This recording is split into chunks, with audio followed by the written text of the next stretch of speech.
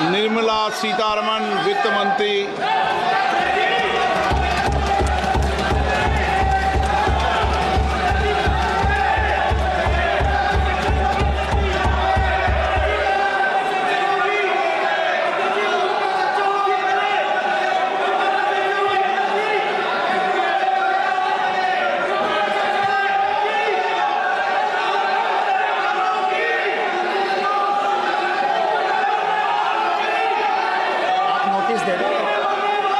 सदस्यगण, budget के बाद राज्यपाल अभिभाषण में आपको पर्याप्त अवसर दूंगा।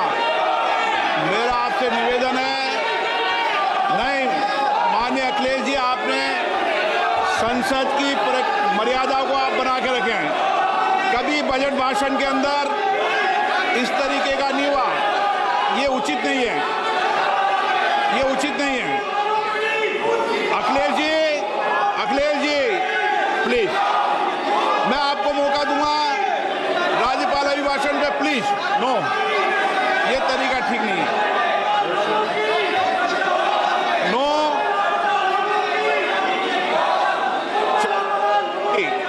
राज्यपाल अभिभाषण पे चर्चा होगी। नो तरीका।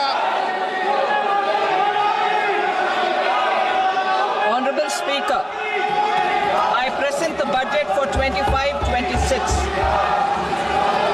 This budget continues our government's efforts to A. Accelerate growth, B. Secure inclusive development, C. Invigorate private sector investments, D. Uplift household sentiments, and E. Enhance spending power of India's rising middle class. Together, we embark on a journey to unlock our nation's tremendous potential for greater prosperity and global positioning under the leadership of Honorable Prime Minister Shri Narendra Modi.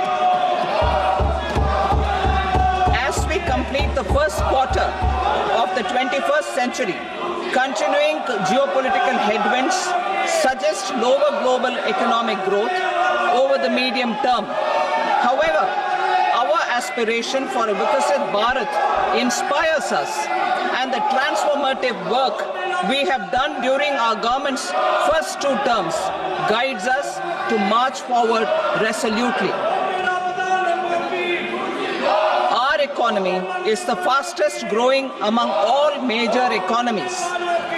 Our development track record for the past 10 years and structural reforms have drawn global attention. Confidence in India's capability and potential has only grown in this period. We see the next 5 years as a unique opportunity to realize Sabka Vikas, stimulating balanced growth of all regions. The great Telugu poet and playwright Gurujada Apparao had said, "Deshamante matti kadoy, deshamante manushuloy," meaning a country is not just its soil, a country is its people. In line with this, for us, Vikasit Bharat encompasses zero poverty, 100% quality good school education, access to high quality, affordable and comprehensive health care, 100% skilled labor with meaningful employment, 70% women in economic activities, and farmers making our country the food basket of the world. In this budget, the proposed development measures span 10 broad areas focusing on Garib, youth, Annadata and Nari, spurring agricultural growth and productivity, building rural prosperity and resilience, taking everyone together on an inclusive growth path, boosting manufacturing and furthering Make in India, supporting MSMEs, enabling employment-led development, investing in people, economy and innovation, securing energy supplies, promoting exports and nurturing innovation. For this journey of development, our 4 powerful engines are agriculture, MSME, investments and exports. The fuel, our reforms. Our guiding spirit, inclusivity, and the destination, Vikasit Bharat. This budget aims to initiate transformative reforms across 6 domains. During the first 5 years, these will augment our growth potential and global competitiveness. The domains are taxation, power sector, urban development, mining, financial sector, and regulatory reforms. Agriculture as the first engine. Now I move to specific proposals, beginning with agriculture as the first engine.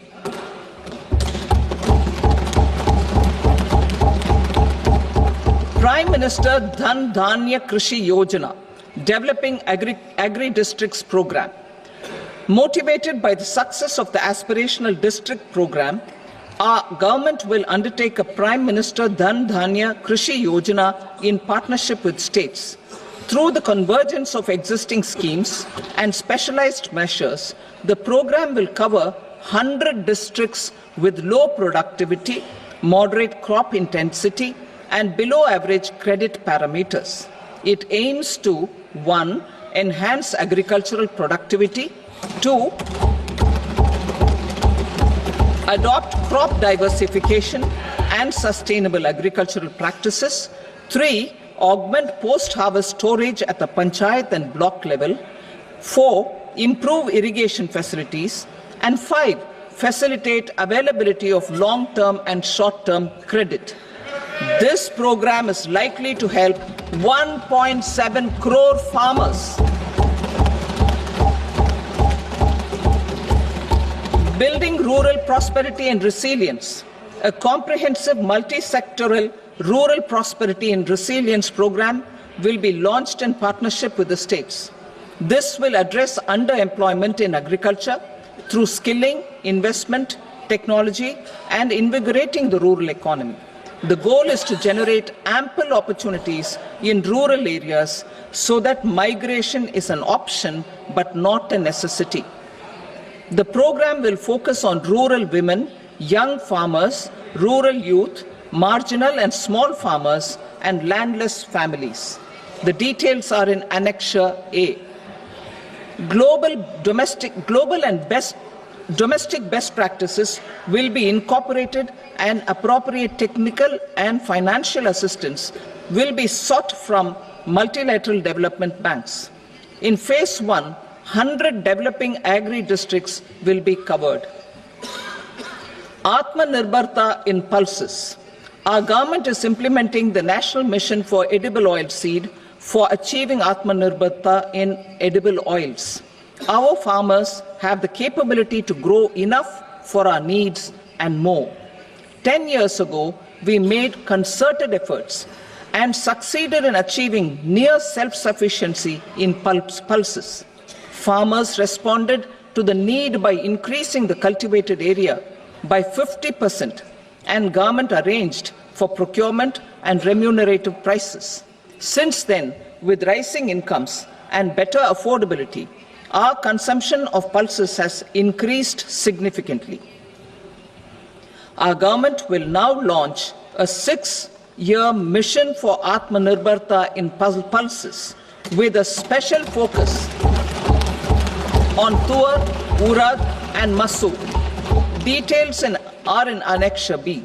Central agencies such as NAFED and NCCF will be ready to procure these 3 pulses as much as offered during the next 4 years from farmers who register with these agencies and enter into agreements. Comprehensive program for vegetables and fruits. It is encouraging that our people are increasingly becoming aware of their nutritional needs. It is a sign of a society becoming healthier. With rising income levels, the consumption of vegetables, fruits, and Shri Anna is increasing significantly. A comprehensive program to promote production, efficient supplies, processing, and remunerative prices for farmers will be launched in partnership with the states. Appropriate institutional mechanisms for implementation and participation of farmer producer organizations and cooperatives will be set up. Makhana board in Bihar. For this, there is a special opportunity for the people of Bihar. A Makhana board will be established in the state to improve production, processing, value addition, and marketing of Makhana. The people engaged in these activities will be organized into FPOs. The board will provide hand-holding and training support to Makhana farmers and will also work to ensure they receive the benefits of all relevant government schemes. A national mission on high-yielding seeds will be launched, aimed at 1. Strengthening research ecosystem, 2. Targeted development and propagation of seeds with high yield, pest resistance, and climate resilience, and 3. Commercial availability of more than 100 seed varieties released since July 2024. India ranks second largest globally in fish production and aquaculture. Seafood exports are valued at 60,000 crore rupees. To unlock the untapped potential of the marine sector, our government will bring in an enabling framework for sustainable harnessing of fisheries from Indian exclusive economic zone and high seas, with a special focus on the Andaman and Nicobar and Lakshadweep Islands. For the benefit of lakhs of cotton growing farmers, I am pleased to announce a mission for cotton productivity. This 5-year mission will facilitate significant improvements in productivity and sustainability of cotton farming and promote extra long staple cotton varieties. The best of science and technology support will be provided to farmers. Aligned with our integrated 5F vision for the textile sector, this will help in increasing incomes of the farmers and ensure a steady supply of quality cotton for rejuvenating India's traditional textile sector. Kisan credit cards facilitate short-term loans for 7.7 crore farmers, fishermen, and dairy farmers. The loan limit under modified interest subvention scheme will be enhanced from 3 lakh rupees to 5 lakh rupees for loans taken through the KCC. For Atmanirbharta in urea production, our government had reopened 3 dormant urea plants in the eastern region. To further augment urea supply, a plant with annual capacity of 12.7 lakh metric tons will be set up at Namrup in Assam.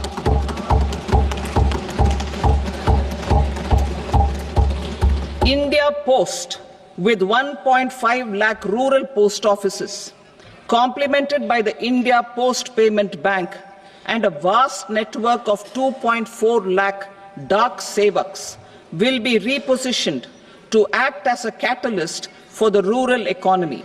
Details are at Annexure C. India Post will also be transformed as a large public logistics organization. This will meet the rising needs of Vishwakarmas, new entrepreneurs, women, self-help groups, MSMEs, and the large business organizations. Our government will provide support to NCDC for its lending operations for the cooperative sector. MSMEs as the second engine. Now I move to MSMEs as the second engine, which encompasses manufacturing and services with a focus on MSMEs numbering 5.7 crores. Currently, over 1 crore registered MSMEs, employing 7.5 crore people and generating 36% of our manufacturing, have come together to position India as a global manufacturing hub. With their quality products, These MSMEs are responsible for 45% of our exports. To help them achieve higher efficiencies of scale, technological upgradation, and better access to capital, the investment and turnover limits for classification of all MSMEs will be enhanced to 2.5 and 2 times respectively. This will give them the confidence to grow and generate employment for our youth. The details are given in Annexure D. To improve access to credit, the credit guarantee cover will be enhanced.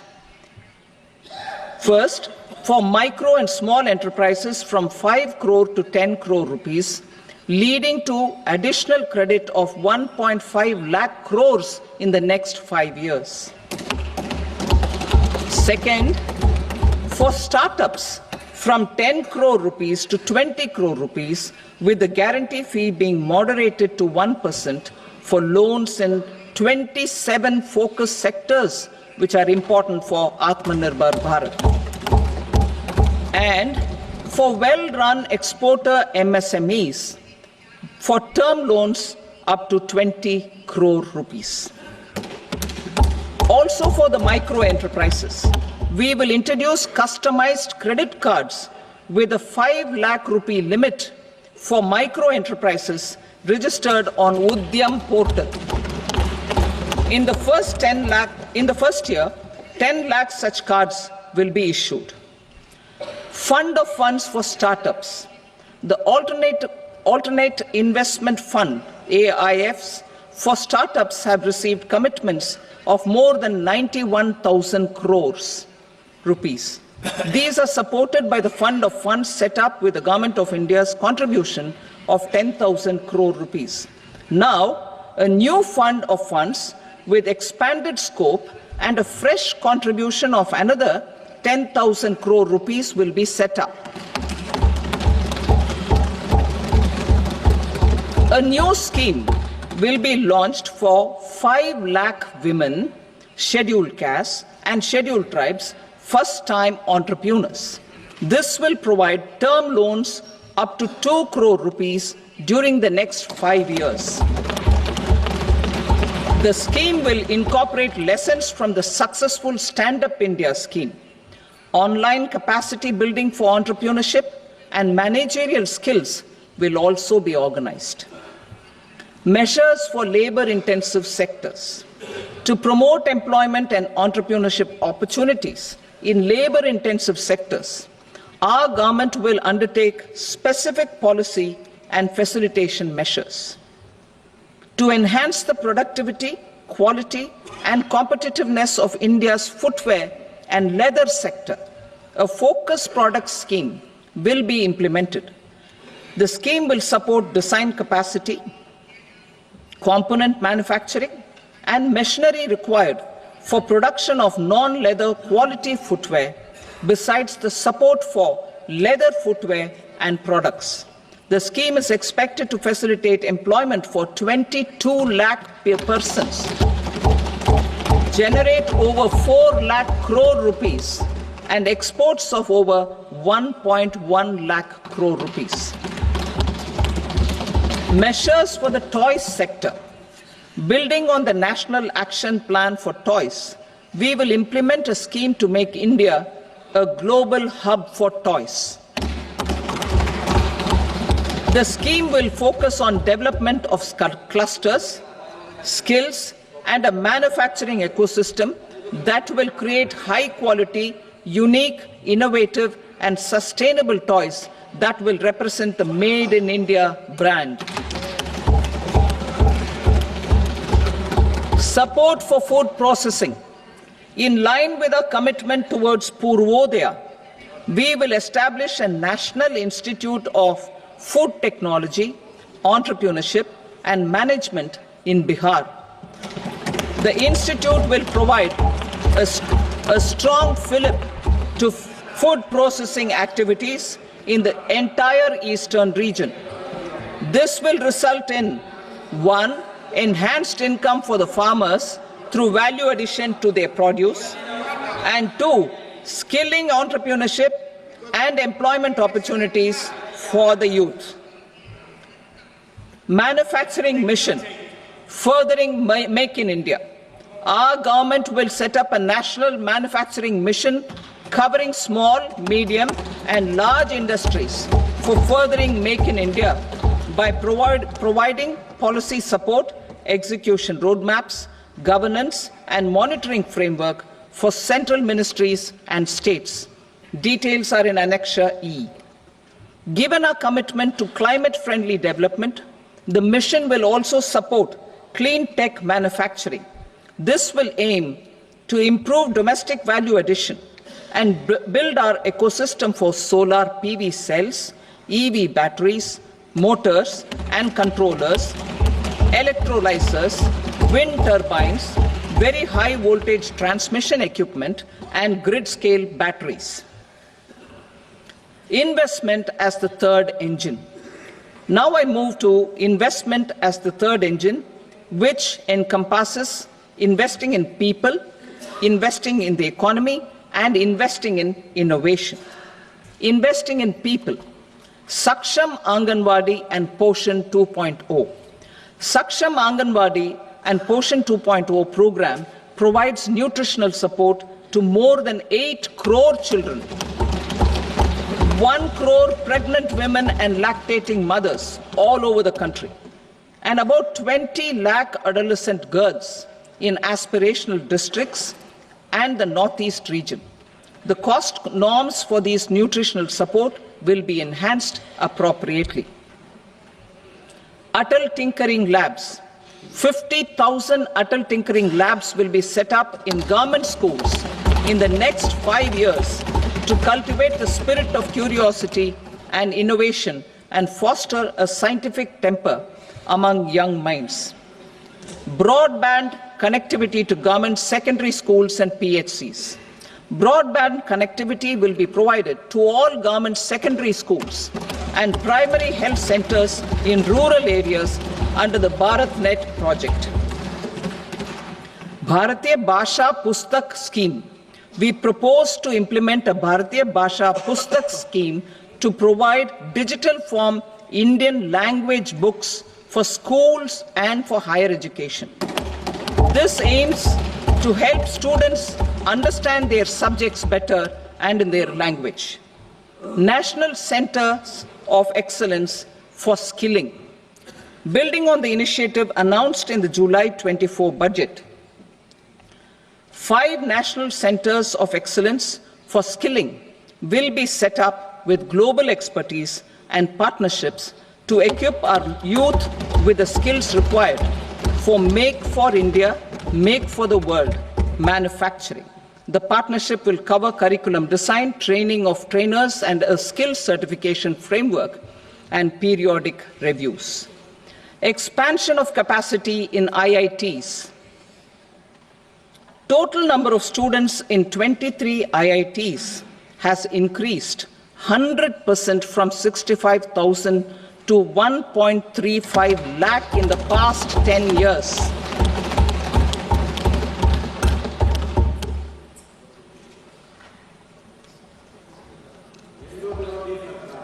Additional infrastructure will be created in the 5 IITs started after 2014 to facilitate education for 6,500 more students. Hostel and other infrastructure capacity at IIT Patna will also be expanded.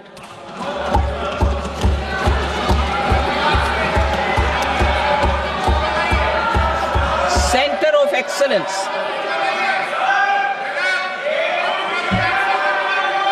Center of Excellence in AI for Education. I had announced 3 centers of excellence in artificial intelligence for agriculture, health, and sustainable cities in 2023.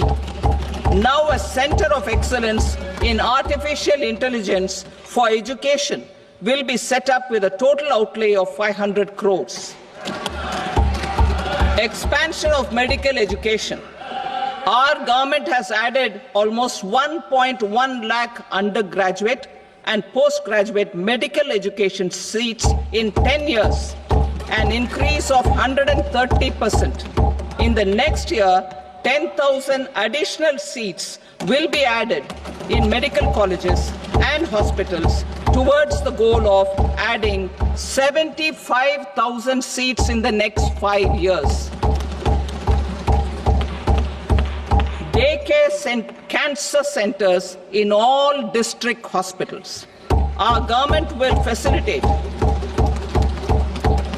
setting up of daycare cancer centers in all district hospitals in the next 3 years. 200 centers will be established in 25-26 itself. Strengthening urban livelihoods. Our government has been giving priority to assisting urban poor and vulnerable groups. A scheme for socio-economic upliftment of urban workers will be implemented to help them improve their incomes, have sustainable livelihoods, and a better quality of life. PM Swanidhi scheme has benefited more than 68 lakh street vendors, giving them respite from high-interest informal sector loans. Building on this success, the scheme will be revamped with enhanced loans from banks, UPI-linked credit cards with 30,000 rupees limit, and capacity building support. Social Security Scheme for welfare of online platform workers. Gig workers of online platforms provide great dynamism to the new age services economy. Recognizing their contribution, our government will arrange for their identity cards and registration on the e-Shram portal. They will be provided health care under PM Jan Arogya Yojana. This measure is likely to assist nearly 1 crore gig workers.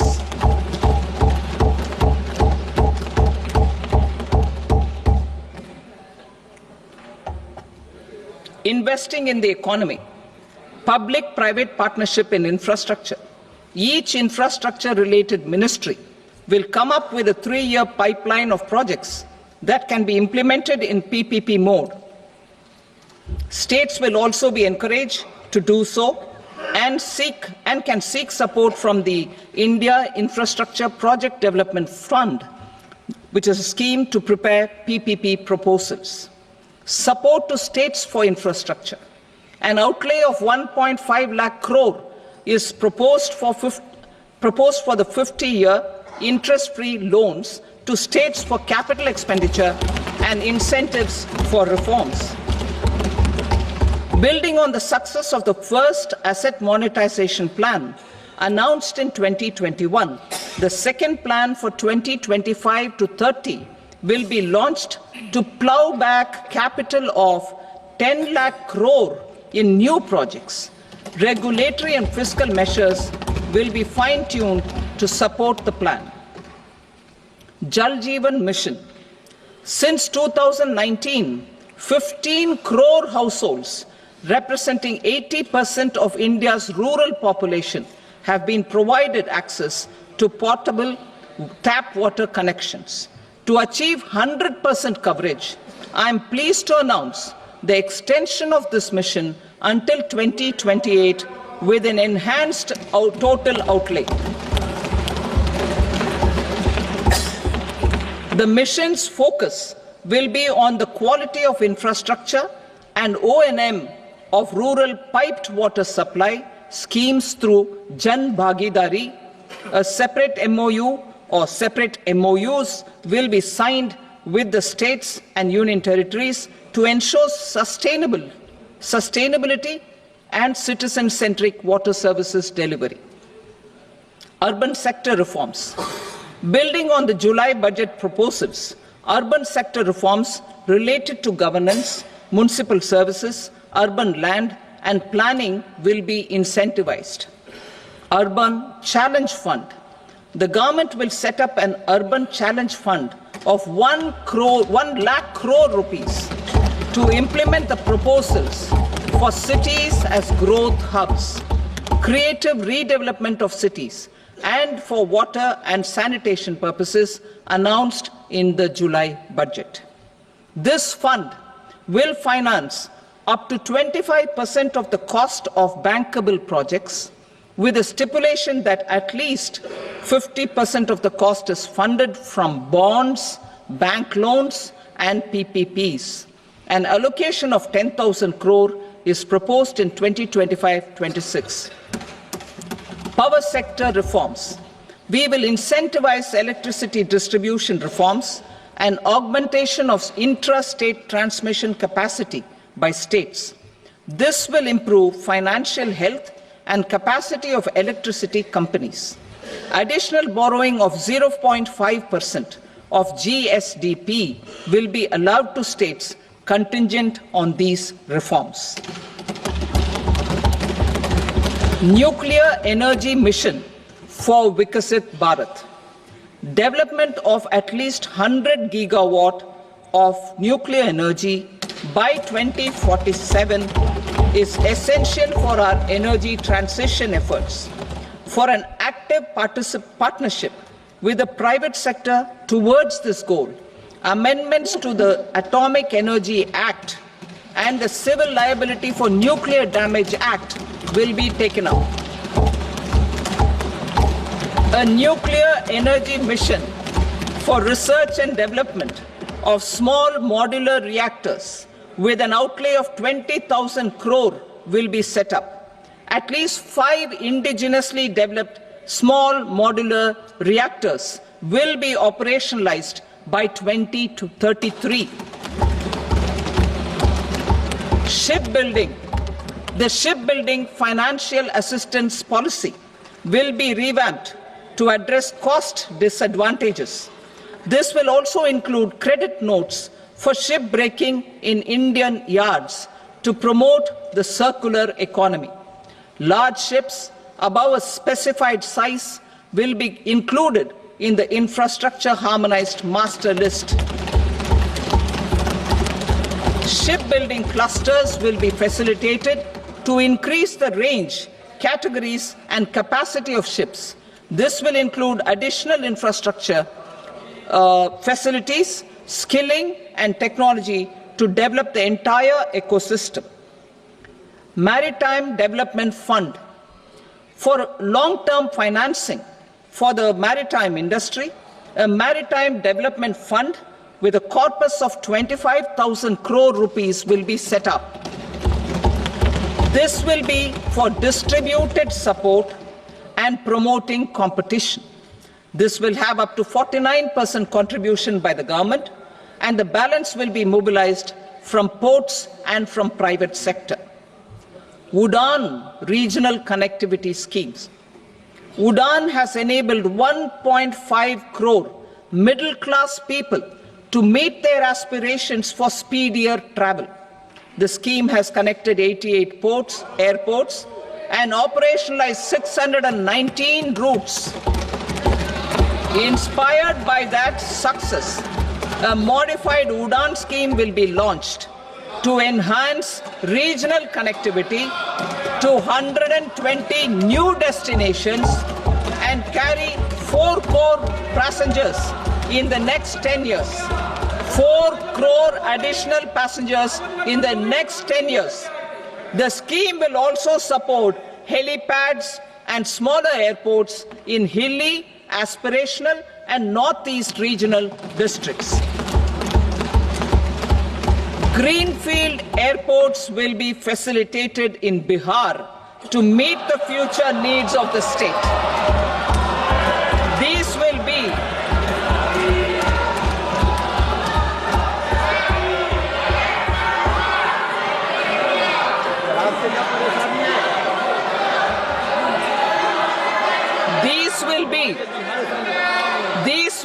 in addition to the expansion of the capacity of Patna Airport and a brownfield airport in Beta.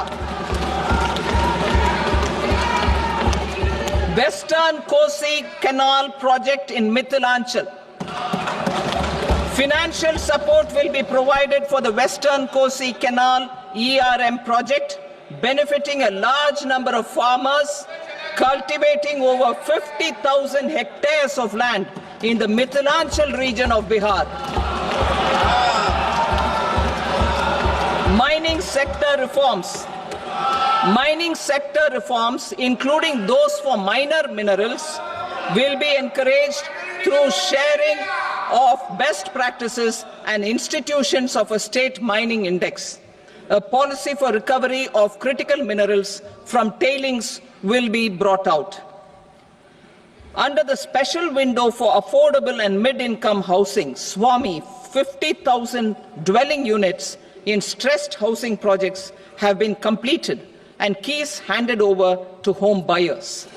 Another 40,000 units will be completed in 2025, further helping middle-class families who are paying EMIs on loans taken for apartments while also paying rent for their current dwellings.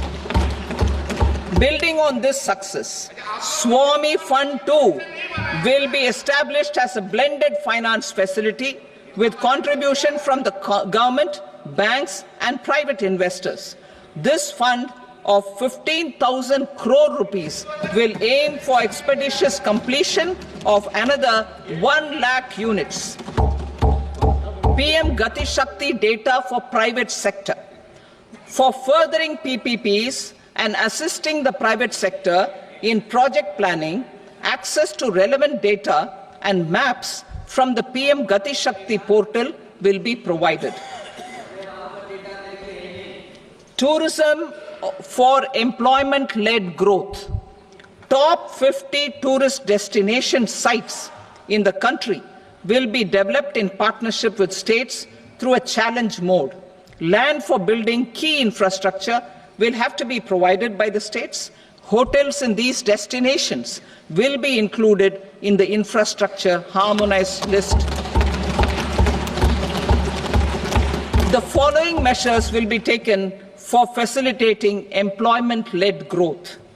Organizing intensive skill development programs for our youth, including in institutes of hospitality management. Providing mudra loans for homestays. Improving ease of travel and connectivity to tourist destinations. Providing performance-linked incentives to states for effective destination management, including tourist amenities, cleanliness, and marketing efforts, and introducing streamlined e-visa facilities along with visa fee waivers for certain tourist groups. Continuing with the emphasis on places of spiritual and religious significance, in the July budget, there will be a special focus on destinations related to the life and times of Lord Buddha. Medical tourism and heal in India. Medical tourism and heal in India will be promoted in partnership with the private sector, along with capacity building and easier visa norms. Investing in innovation. To implement private sector-driven research, development and innovation initiatives announced in the July budget, I am now allocating 20,000 crore rupees for this purpose. A deep tech fund of funds will also be explored to catalyze the next generation startups as a part of this initiative. In the next 5 years, under the PM Research Fellowship Scheme, we will provide 10,000 fellowships for technological research in IITs and IISc with enhanced financial support. The second gene bank with 10 lakh germplasm lines will be set up for future food and nutritional security. This will provide conservation support to both public and private sectors for genetic resources. We will start a national geospatial mission to develop foundational geospatial infrastructure and data. Using PM Gati Shakti, this mission will facilitate modernization of land records, urban planning, and design of infrastructure projects. A Gyan Bharatam mission for survey, documentation, and conservation of our manuscript heritage with academic institutions, museums, libraries, and private collectors will be undertaken to cover more than 1 crore manuscripts. We will set up a national digital repository of Indian knowledge systems for knowledge sharing. Now I move to exports as the fourth engine. We will set up an export promotion mission with sectoral and ministerial targets driven jointly by the Ministries of Commerce, MSME, and Finance. It will facilitate easy access to export credit, cross-border factoring support, support to MSMEs to tackle non-tariff measures in overseas markets. A digital public infrastructure, Bharat Trade Net, for international trade will be set up as a unified platform for trade documentation and financing solutions. This will complement the Unified Logistics Interface platform. The BTN will be aligned with international practices. Support will be provided to develop domestic manufacturing capacities for our economy's integration with global supply chains. Sectors will be identified based on objective criteria. Facilitation groups with participation of senior officers and industry representatives will be formed for select products and supply chains. Through this, there are huge opportunities related to Industry 4.0, which needs high skills and talent. Our youth have both. Our government will support the domestic electronic equipment industry to leverage this opportunity for the benefit of our youth. A national framework will be formulated as guidance to states for promoting global capability centers in emerging Tier 2 cities. This will suggest measures for enhancing availability of talent and infrastructure, building bylaw reforms, and mechanisms for collaboration with industry. Our government will facilitate upgradation of infrastructure and warehousing for air cargo, including high-value perishable horticultural produce. Cargo screening and customs protocol will be streamlined and made user-friendly.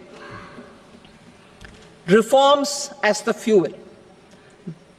Over the past 10 years, our government has implemented several reforms for convenience of taxpayers, such as faceless assessment, 2, taxpayer charter, 3, faster returns, 4, almost 99% returns being on self-assessment, and 5, Vivad Se Vishwas scheme.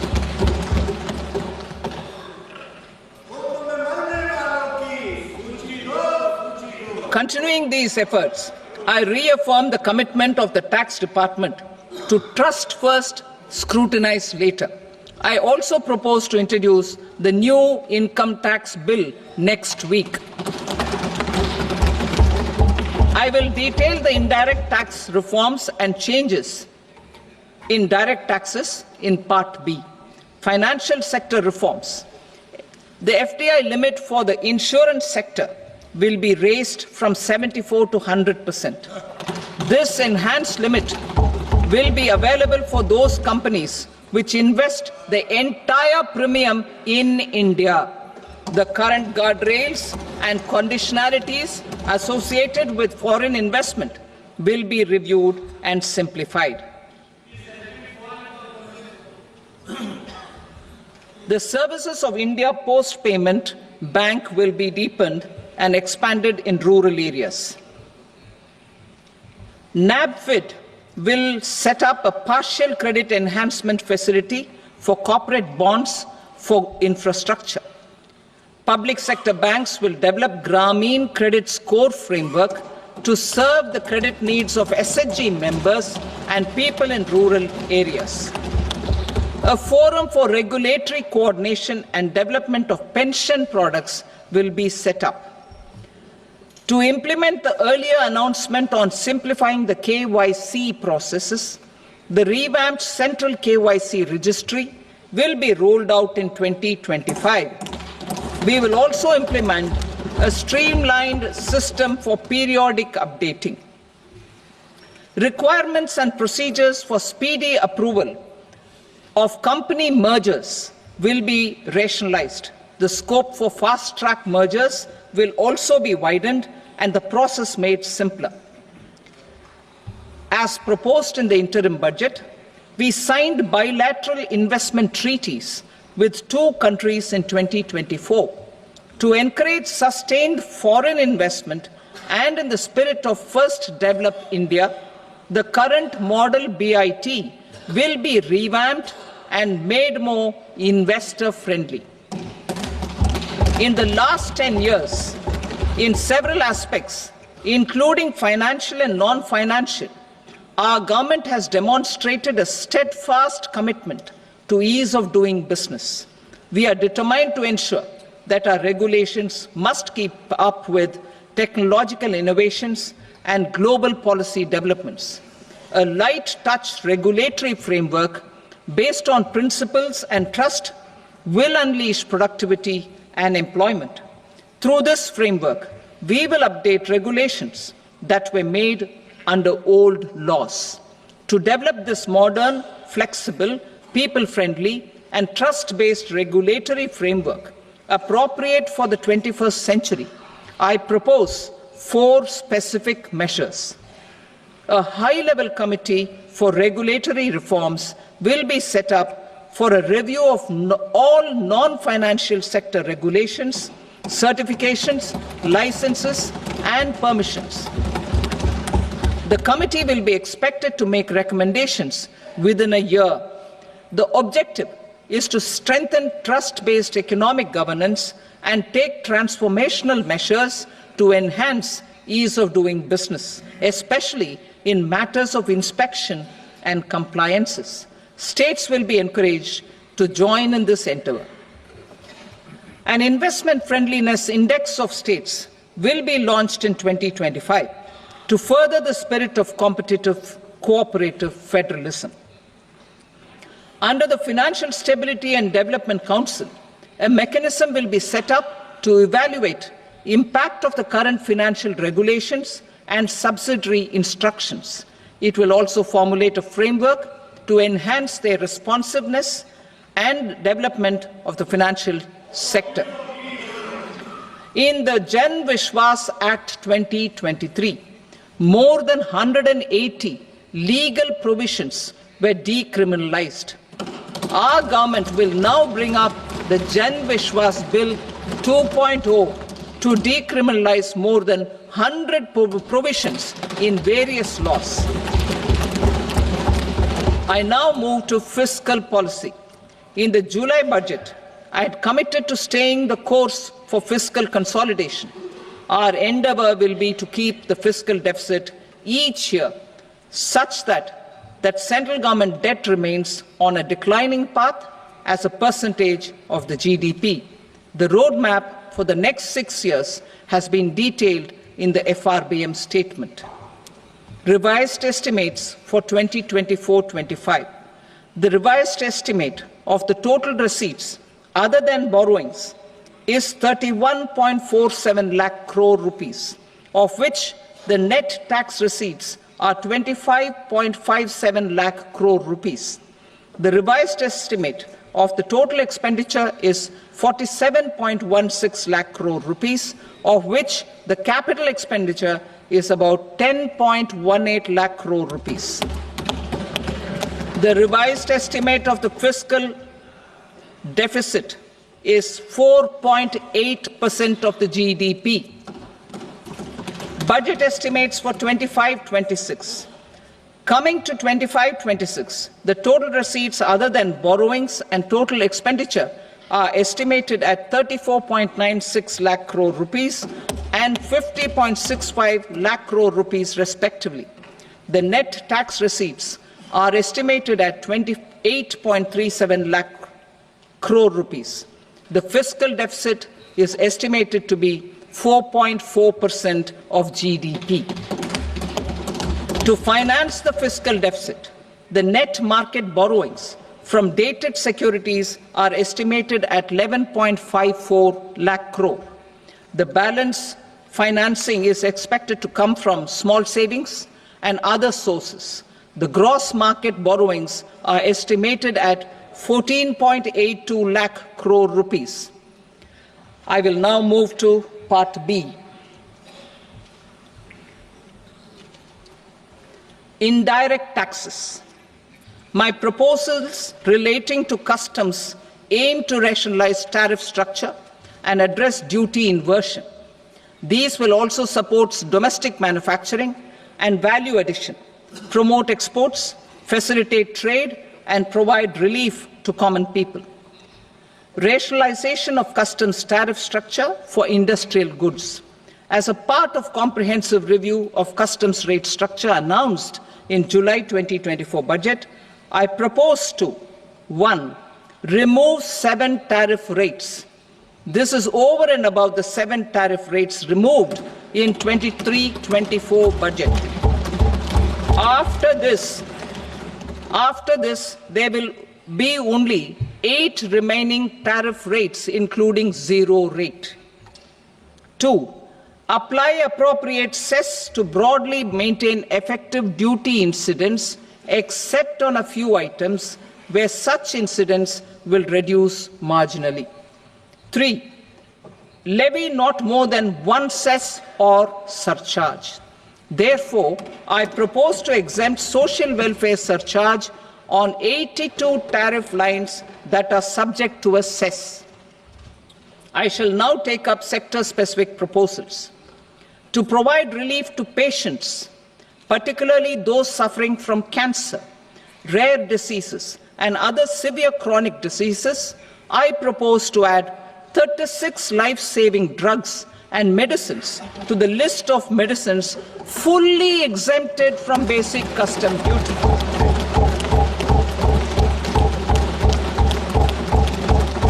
I also propose to add 6 life-saving medicines to the list attracting concessional custom duty of 5%. Full exemption and concessional duty will also respectively apply on the bulk drugs for manufacture of the above. Specified drugs and medicines under patient assistance programs run by the pharmaceutical companies are fully exempt from BCD, provided the medicines are supplied free of cost to the patients. I propose to add 37 more medicines along with 13 new patient assistance programs. Support to domestic manufacturing and value addition. Critical minerals. In the July 2024 budget, I had fully exempted BCD on 25 critical minerals that are not domestically available. I had also reduced BCD of 2 other such minerals to provide a major fillip to their processing, especially by MSMEs. Now, I propose to fully exempt cobalt powder and waste, the scrap of lithium-ion battery, lead, zinc, and 12 more critical minerals. This will help secure the availability for manufacturing in India and promote more jobs for our youth. To promote domestic production of technical textile products such as agro-textiles, medical textiles, and geotextiles at competitive prices, I propose to add 2 more types of shuttle-less looms to the list of fully exempted textile machinery. I also propose to revise the BCD rate on knitted fabrics covered by 9 tariff lines from 10 or 20 to 20% or 115 rupees per kg, whichever is higher. Electronic goods. In line with our Make in India policy and to rectify inverted duty structure, I propose to increase the BCD on interactive flat panel display from 10% to 20% and reduce the BCD to 5% on open cell and other components. In 23-24 budget, for the manufacture of open cells of LCD, LED TVs, I had reduced the BCD on parts of open cells from 5% to 2.5%. To further boost the manufacture of such open cells, the BCD on these parts will now stand exempted. Lithium-ion battery. To the list of exempted capital goods, I propose to add 35 additional capital goods for EV battery manufacturing and 28 additional capital goods for mobile phone battery manufacturing. This will boost domestic manufacture of lithium-ion batteries, both for mobile phones and for electric vehicles. Shipping sector. Considering that shipbuilding has a long gestation period, I propose to continue the exemption of BCD on raw materials, components, consumables, or parts for the manufacture of ships for another 10 years.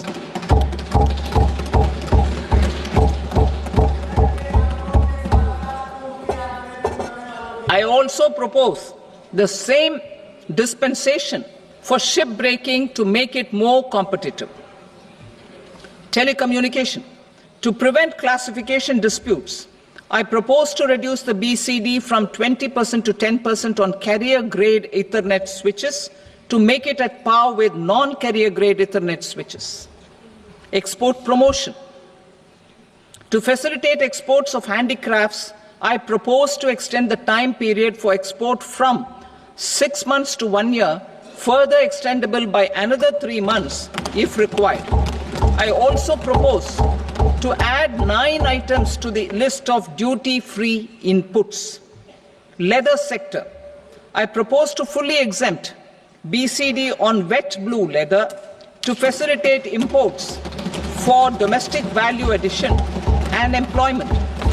I also propose to exempt crust leather from 20% export duty to facilitate exports by small tanners. Marine products. To enhance India's competitiveness in the global seafood market, I propose to reduce BCD from 30% to 5% on frozen fish paste, surimi, for manufacture and export of its analog products. I also propose to reduce BCD from 15% to 5% on fish hydrolysates for manufacture of fish and shrimp feed. In July 2024 budget, to promote development of domestic MROs for aircraft and ships, I had extended the time limit for export of foreign origin goods that were imported for repairs from 6 months to 1 year and further extendable by 1 year. I now propose to extend the same dispensation for railway goods. Time limit for provisional assessment.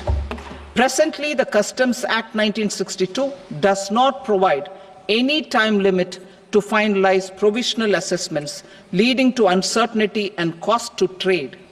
As a measure of promoting ease of doing business, I propose to fix a time limit of 2 years, extendable by a year, for finalizing the provisional assessment. I propose to introduce a new provision that will enable importers or exporters, after clearance of goods, to voluntarily declare material facts and pay duty with interest but without penalty. This will incentivize voluntary compliance. However, this will not apply in cases where department has already initiated audit or investigation proceedings. For industry to better plan their imports, I propose to extend the time limit for the end use of imported inputs in the relevant rules from 6 months to 1 year. This will provide operational flexibility in view of cost and uncertainty of supply. Further, such importers will now have to file only quarterly statements instead of a monthly statement.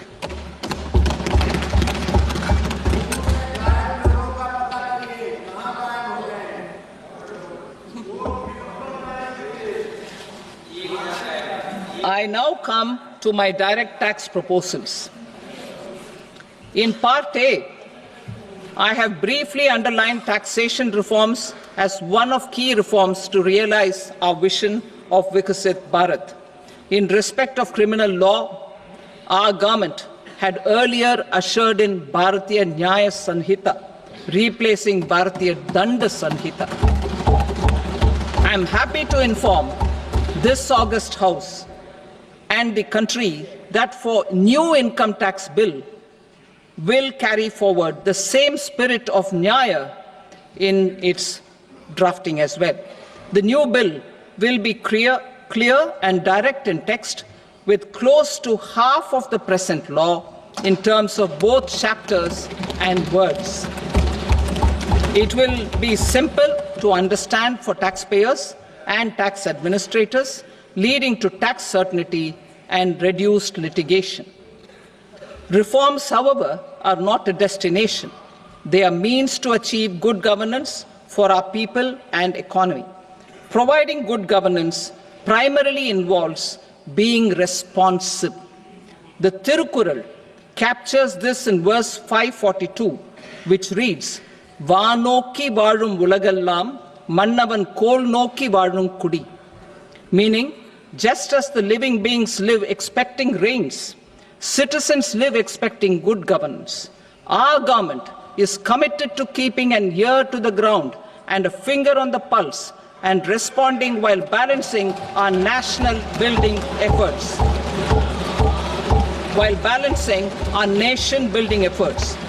The following measures will detail just how our government will, under the guidance of PM Modi, has taken steps to understand and address. I repeat that sentence, sir.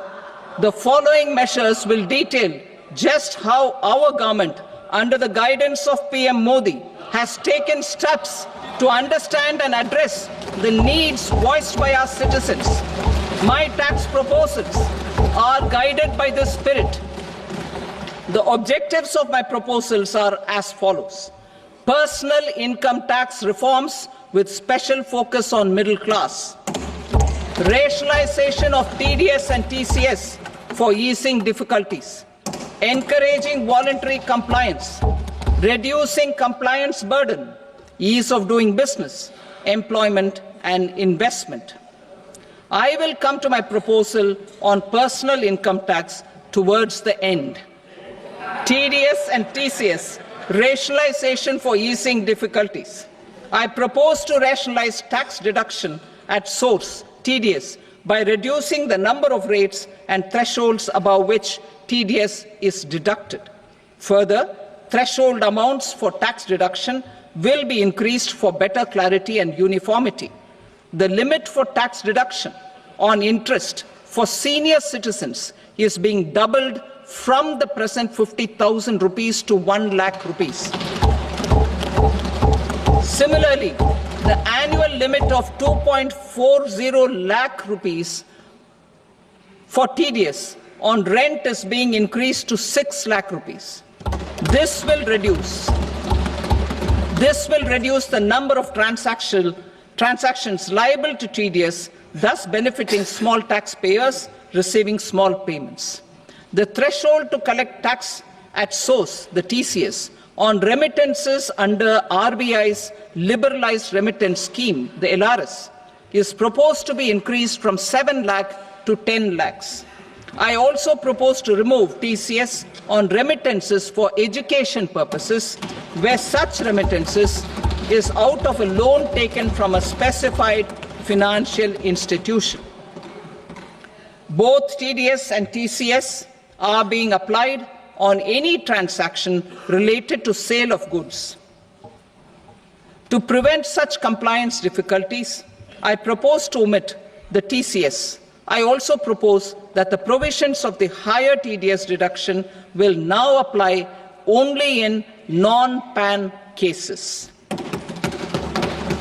In July 2024, the delay for payment of TDS up to the due date of filing statement was decriminalized. I propose to provide the same relaxation to TCS provisions as well. The government under the leadership of Prime Minister Modi believes in Sabka Saath, Sabka Vikas, Sabka Vishwas and Sabka Prayas. In line with this, we brought in updated return facility in 2022 for voluntary compliance by taxpayers who had omitted to report their correct income. Our trust in taxpayers was proved right. Nearly 90 lakh taxpayers voluntarily updated their incomes by paying additional tax. Taking this trust further, I now propose to extend the time limit to file updated returns for any assessment year from the current limit of 2 years to 4 years. I propose to reduce the compliance burden for small charitable trusts and institutions by increasing their period of registration from 5 years to 10 years. It is also proposed that disproportionate consequences do not arise for minor defaults such as incomplete applications filed by charitable entities. Presently, taxpayers can claim the annual value of self-occupied properties as nil only on the fulfillment of certain conditions. Considering the difficulties faced by taxpayers, it is proposed to allow the benefit of 2 such self-occupied properties without any condition. To streamline the process of transfer pricing and to provide an alternative to yearly examination, I propose to introduce a scheme for determining arm's length price of international transaction for a block period of 3 years. This will be in line with global best practices. With a view to reduce litigation and provide certainty in international taxation, the scope of safe harbor rules is being expanded. A number of senior and very senior citizens have very old national savings schemes accounts. As interest is no longer payable on such accounts, I propose to exempt withdrawals made from NSS by individuals on or after 29th August 2024. I am also proposing to allow similar treatment to NPS Vatsalya accounts as is available to normal NPS accounts subject to overall limits. In my speech in July 2024, I had promised that all processes, including giving effect to appellate orders, shall be digitalized and made paperless over the next 2 years. So I'm happy to announce that digitalization is being made operational now. In July 2024, we brought in the Vivad Se Vishwas scheme to resolve income tax disputes pending in appeal. The scheme has received a great response, with nearly 33,000 taxpayers having availed of the scheme to settle their disputes. I have a few proposals to promote investment and employment. It is proposed to provide a presumptive taxation regime for non-residents who provide services to a resident company that is establishing or operating an electronics manufacturing facility. I further propose to introduce a safe harbor for tax certainty for non-residents who store components for supply to specified electronics manufacturing units. Presently, the tonnage tax scheme is available only to sea-going ships. The benefits of existing tonnage tax scheme are proposed to be extended to inland vessels registered under the Indian Vessels Act 2021 to promote inland water transport in the country. Extension for incorporation of startups. We continue to support the Indian startup ecosystem. I propose to extend the period of incorporation by 5 years to allow the benefit available to startups which are incorporated before 1/4/2030.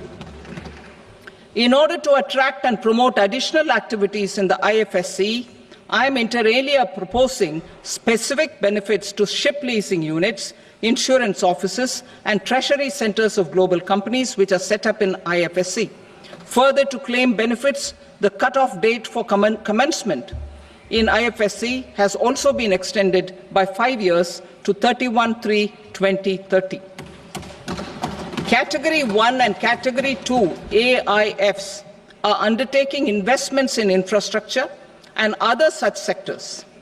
I propose to provide certainty of taxation to these entities on the gains from securities, to promote funding from sovereign wealth funds and pension funds to the infrastructure sector. I propose to extend the date of making an investment by 5 more years up to 31st March 2030.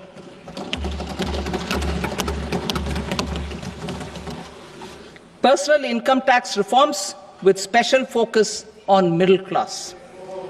Democracy, demography, and demand are the key support pillars in our journey towards Vikasit Bharat. The middle class provides strength for India's growth. This government, under the leadership of Prime Minister Modi, has always believed in the admirable energy and ability of the middle class in nation building. In recognition of their contribution,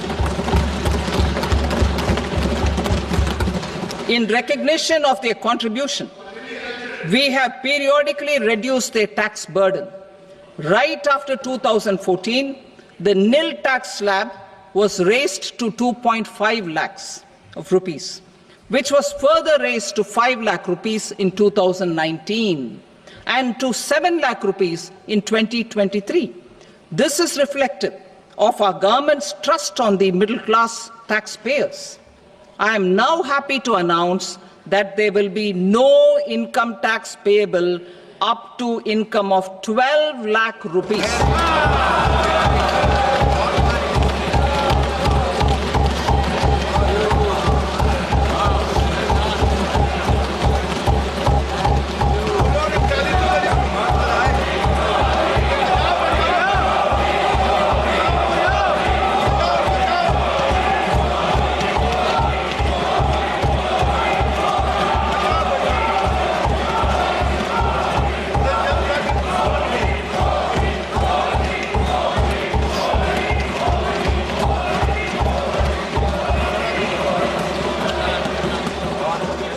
So, average income of 1 lakh per month, other than the special rate income such as capital gains, under the new regime.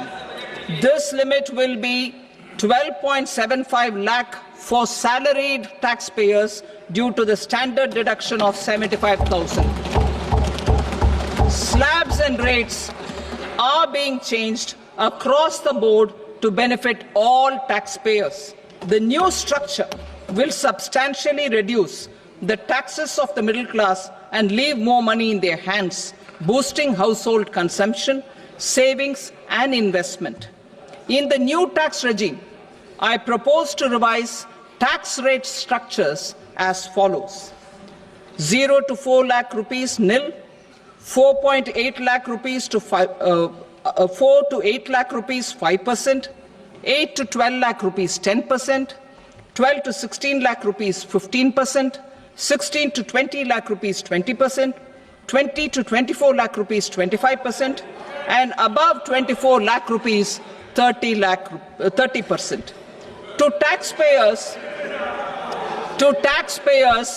up to 12 lakh of normal income, other than special rate income such as capital gains. I read that again. To taxpayers up to 12 lakh of income, other than special rate income such as capital gains, tax rebate is being provided in addition to the benefit due to slab rate reduction in such a manner that there is no tax payable by them. The total tax benefit of slab rate changes and rebate at different income levels can be illustrated with a few examples.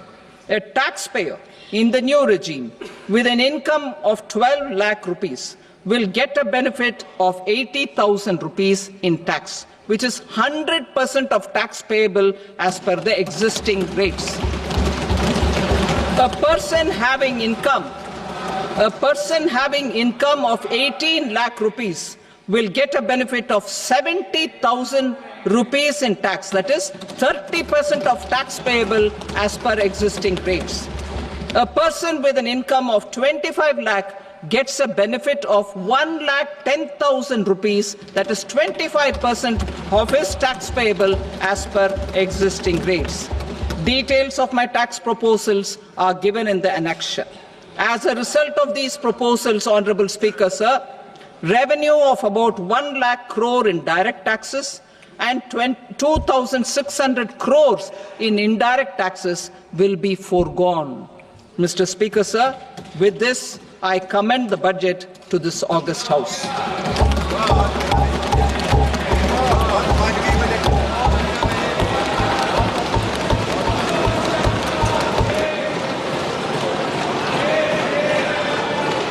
Item number 2, Srimati Nirmala Sitharaman. Sir, with your permission, I rise to lay on the table the following statements under Section 3(1) of the Fiscal Responsibility and Budget Management Act 2003. Medium-term fiscal policy cum fiscal policy strategy statement and macroeconomic framework statement. Item number 3, Srimati Nirmala Sitharaman. Sir, with your permission, I rise to move for leave to introduce the Finance Bill 2025. प्रश्न ये है कि विधेयक को पुनर्स्थापित करने की अनुमति प्रदान की जाए। जो सदस्य इसके पक्ष में हाँ कहें, जो सदस्य विरोध में ना कहें। मेरे विचार में निर्णय हाँ वालों के पक्ष में हुआ, हाँ वालों के पक्ष में अनुमति प्रदान की जाती है। माननीय मंत्री जी अब विधेयक को पुनर्स्थापित करें। Sir, I introduce the bill. Thank you. सभा की कार्रवाई सोमवार दिनांक 3 फरवरी 2025 को प्राप्त 11 बजे तक के लिए स्थगित की जाती है।